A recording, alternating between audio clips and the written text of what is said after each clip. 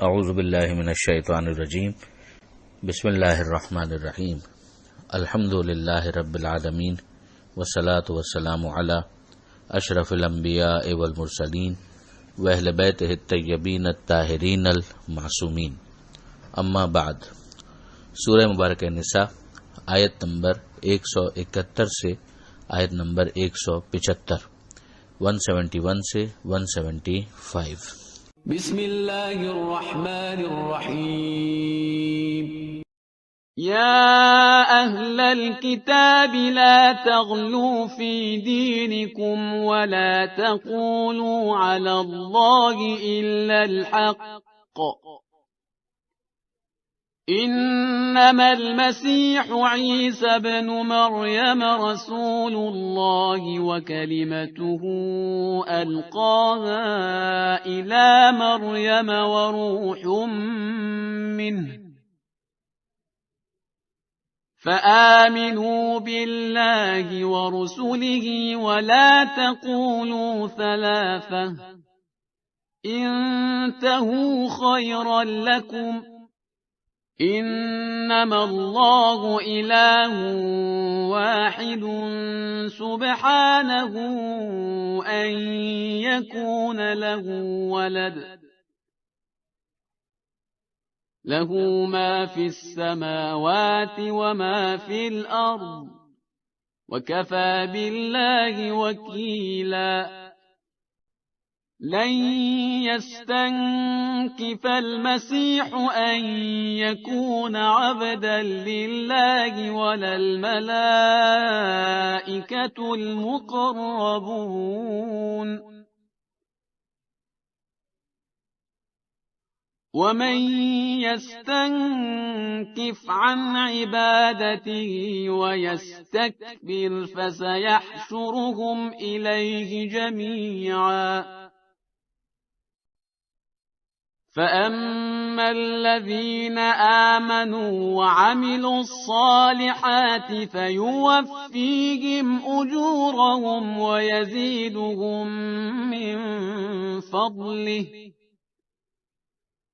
وأما الذين استنكفوا واستكبروا فيعذبهم عذابا أليما ولا يجدون لهم من دون الله وليا ولا نصيرا۔ يا أيها الناس قد جاءكم برهان من ربكم وأنزلنا إليكم نورا مبينا،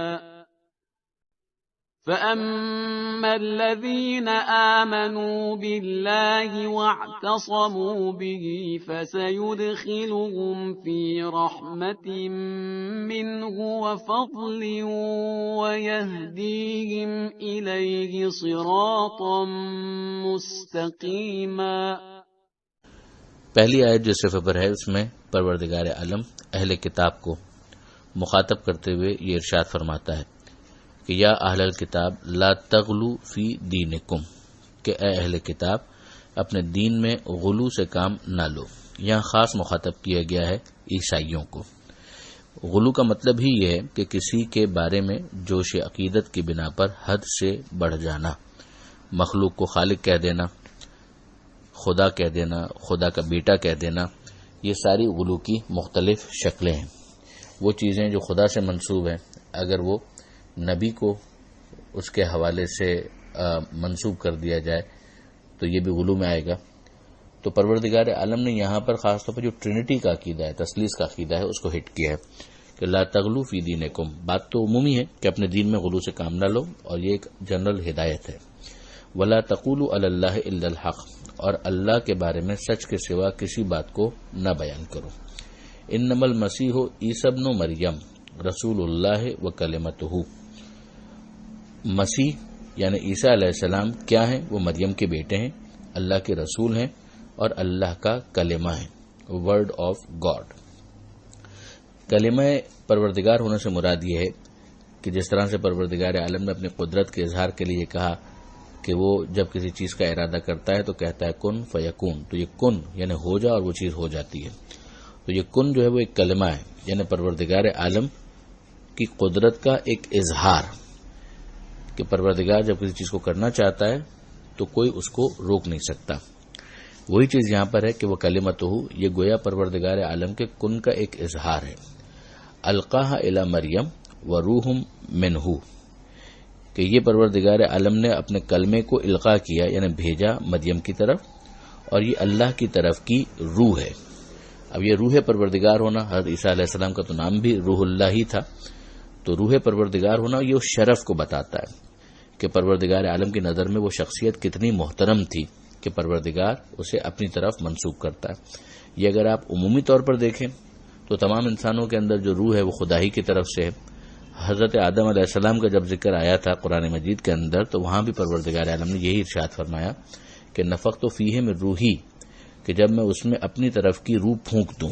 اب ظاہر ہے کہ اس سے یہ مراد نہیں کہ خدا سے کوئی چیز جدا ہو رہی ہے اور وہ داخل ہو رہی ہے، یہ اس روح کے ایلیویشن کو اور اس کے مرتبے اور مقام کو سمجھانا ہے کہ یہ پروردگار عالم کی طرف سے خاص عطا ہے کہ جو پروردگار عالم نے ان کو دی ہے. وہ لقب کے عنوان سے حضرت عیسیٰ علیہ السلام سے مخصوص ہو گیا اور ان کو روح اللہ کہا گیا. تو اب یہاں پر حضرت عیسیٰ علیہ السلام کا جو اسٹیٹس ہے وہ بھی سمجھا دیا گیا کہ یہ باتیں بالکل درست ہیں کہ وہ مسیح ہیں. یہ لقب حضرت عیسیٰ علیہ السلام کے لیے خاص ہیں، وہ اللہ کے رسول ہیں، وہ اللہ کا کلمہ ہے. میں نے عرض کیا کہ خالق کے حکم کن سے ان کی تخلیق ہوئی، وہ روح اللہ ہے اور ان کو روح منہ کہا گیا. یہ یہاں تک بالکل ٹھیک ہے، مگر ان کو اللہ کا بیٹا کہنا یہ بہت بڑی زیادتی ہے. پروردگار عالم فرماتا ہے فآمنوا باللہ ورسولہ، ایمان لاؤ اللہ پر اور اللہ کے رسولوں پر. ولا تقولوا ثلاثہ، اور تین کہنا چھوڑ دو. یہ تین سے مراد وہی تثلیث ہے کہ باپ، بیٹا اور روح القدس ایک پورا ثلاثہ یعنی تین کا بنانا، ایک ایسی مثلث کہ جس کو خدا سے تعبیر کرنا اور پھر اس کے بعد توحید کے اوپر اصرار بھی کرنا، جبکہ خدا کا بیٹا کہنے کے بعد توحید کی جو عمارت ہے وہ منہدم ہو جاتی ہے. انتہوا خیر لکم، تم باز آ جاؤ، یہی تمہارے لیے بہتر ہے. انما اللہ الہ واحد، اللہ تو بس خدا واحد ہے. سبحانہ ان یکون لہ ولد، اللہ بے عیب ہے، بلندتر ہے، ان یکون لہ ولد کہ اس کے ہاں کوئی اولاد ہو. اور جہاں تک قدرت کی بات ہے تو لہو ما فی السماوات و ما فی الارض، تو آسمانوں اور زمین میں جو کچھ بھی ہے وہ سب اللہ ہی کا ہے.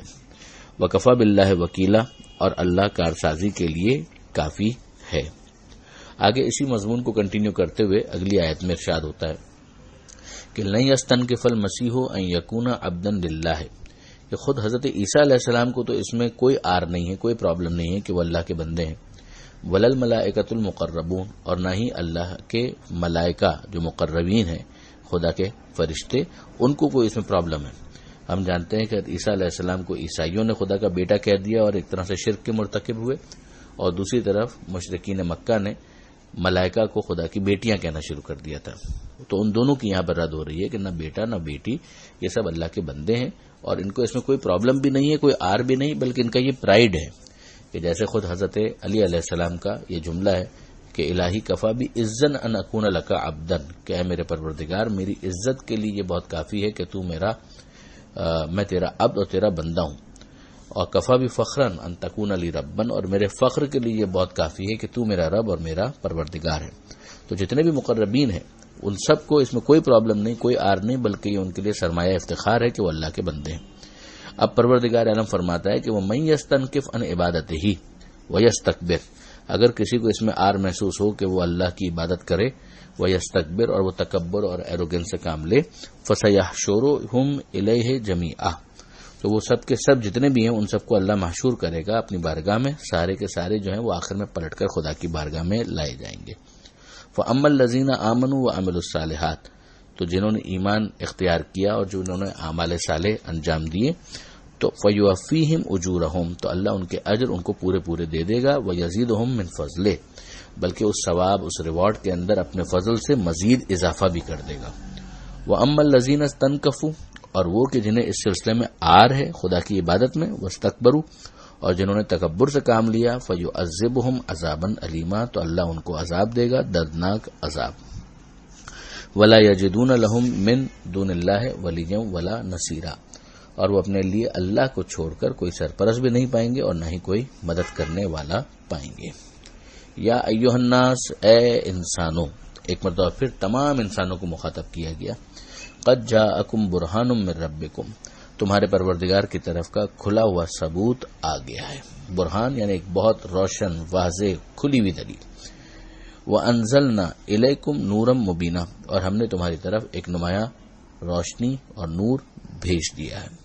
یہ پیغمبر اکرم صلی اللہ علیہ وآلہ وسلم کی رسالت پر ایمان لانے کی مؤثر انداز میں دعوت ہے کہ ذرا آنکھیں کھول کر تو دیکھو کہ تجلیاں حق کی کتنی روشن اور دلائل حقانیت کتنے آشکارا ہیں۔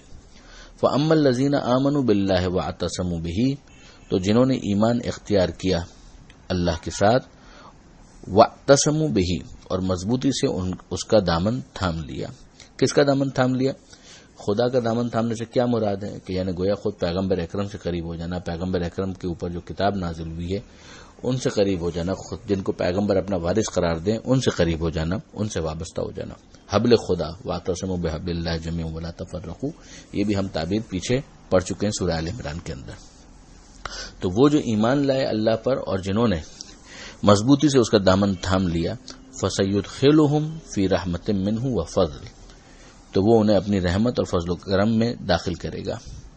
وَيَهْدِيهِمْ إِلَيْهِ صِرَاطًا مُسْتَقِيمًا، اور اپنی طرف پہنچانے والے سیدھے راستے پر لگا دے گا۔ یہ وہی انداز ہے جو ہم سورہ عنکبوت میں انشاءاللہ پڑھیں گے کہ وَالَّذِينَ جَاهَدُوا فِينَا لَنَهْدِيَنَّهُمْ سُبُلَنَا، کہ جو ہماری راہ میں کوشش کرتا ہے ہم یقیناً حتماً لازماً اپنے راستوں کی طرف اس کی ہدایت کر دیتے ہیں۔